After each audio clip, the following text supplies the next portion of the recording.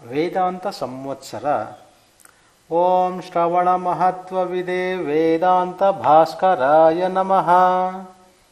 ಮನುಷ್ಯಾಣಾಂ ಸಹಸ್ರೇಶು ಕಶ್ಚಿತ್ ಶ್ರವಣ ತತ್ಪರಃ ತೇಷಾಮೇಕೋ ಬ್ರಹ್ಮವಿತ್ ಸ್ಯಾತ್ ಇತಿ ವೇದಾಂತ ಭಾಸ್ಕರಃ.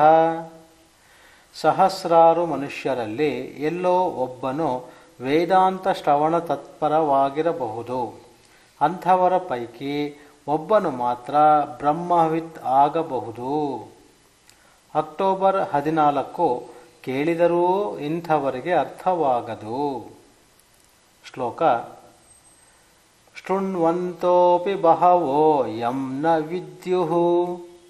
ಕಾಠಕೋಪನಿಷತ್ 1-2-7.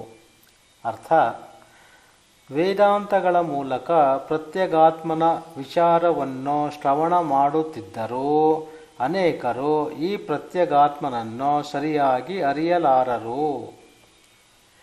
ವಿಷಯ ಭೋಗ ನಿರತರಾಗಿ ಇಂದ್ರಿಯ ಲೋಲುಪರಾಗಿ ಕಾಲ ಹಾಕುತ್ತಿರುವ ಇಂದಿನ ಕಾಲದಲ್ಲಿ ಅಲ್ಲೊಬ್ಬ ಇಲ್ಲೊಬ್ಬ ಎನ್ನುವಂತೆ ಕರ್ಮೋಪಾಸನೆಗಳನ್ನು ಶ್ರದ್ಧೆಯಿಂದ ಮಾಡುತ್ತಾ ಅದರಿಂದ ಜನಪ್ರಿಯತೆಯನ್ನು ಸಂಪಾದಿಸುವವರಿಗೇನೂ ಕೊರತೆ ಇಲ್ಲ.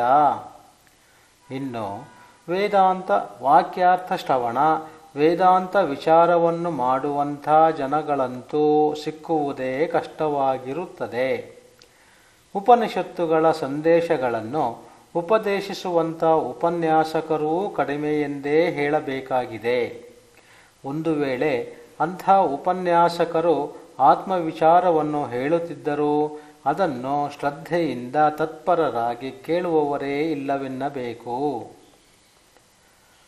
ಮನರಂಜನೆಗಾಗಿ ವೇದಾಂತವನ್ನು ಕೇಳುವವರು ಇದ್ದರೂ ಅದನ್ನು ಮನನ ಮಾಡಿ ನಿಧಿಧ್ಯಾಸನ ಮಾಡುವಂಥ ಉತ್ತಮಾಧಿಕಾರಿಗಳು ಅತ್ಯಂತ ದುರ್ಲಭವೆಂದೇ ಹೇಳಬೇಕಾಗಿದೆ. ಪ್ರತ್ಯಕ್ಷ ಪ್ರಮಾಣಗಳಿಗೆ ಗೋಚರನಾಗದ ಪರಿಶುದ್ಧನಾದ ಆತ್ಮನನ್ನು ಸರಿಯಾಗಿ ನಿಸ್ಸಂದಿಗ್ಧವಾಗಿ ತಿಳಿಯಲು ಕಷ್ಟವಾದೀತು.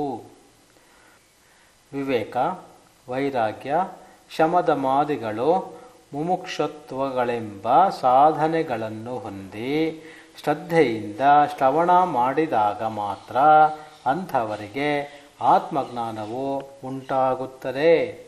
ಓಂ ಶಾಂತಿ ಶಾಂತಿ ಶಾಂತಿ.